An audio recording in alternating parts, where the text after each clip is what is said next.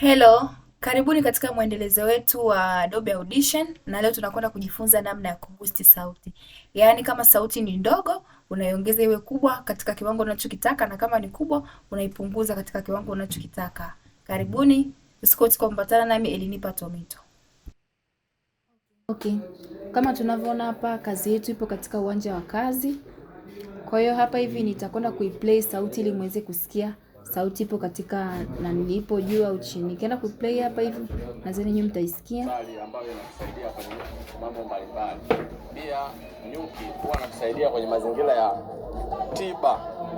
Ina maana ukitumia ile tiba ya kudungwa na nyuki inaondoa sumu mwilini, sali ambayo inatusaidia kwenye mambo mbalimbali. Kama mlivyosikia hapo sauti yangu sio kubwa bali ni ndogo. Sasa mimi nitakwenda kuiongeza. Cha kwanza nitakachokifanya kwanza nita highlight ambayo nitatumia shortcut ya Control A. Kama mnavyoona hapo kazi yangu tayari nimesha highlight. Moja kwa moja nitakwenda kwenye hichi kidude hapa cha adjust amplitude. Hichi hapa mnachokiona. Hichi hapa hivi. Hichi hapa ndio kinakuwezesha sauti kwanza kuongezeka au kupungua. Sasa nikitaka kuongeza sauti yangu nitabonyeza left click.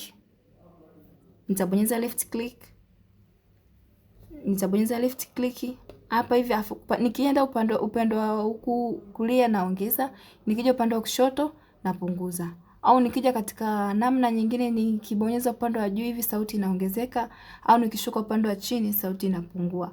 Okay, hapo tumeshaiongeza sauti yetu. Kwa hiyo hapo tunaenda kuiplay ili muweze kusikia ilivyoongezeka. Kwa majina naitwa Abduli Matembo, natoka Wizara ya Maliasili na Utalii. Kitu kikubwa ambacho mimi nimejifunza kupitia kwa majina naitwa Abduli. Okay, nadhani hapo mwenyewe umeweza kuona na kushuhudia jinsi sauti ilivyoongezeka. Sasa tunakwenda katika namna ya kupunguza sauti. Katika namna ya kupunguza sauti, tunarudi pale pale tuna hold left click, afu tunakuja upande wa kushoto. Hapo ndo nimepunguza sauti na hapo tena tunakwenda kuiplay na muweze kusikia namna sauti ilivyobadilika.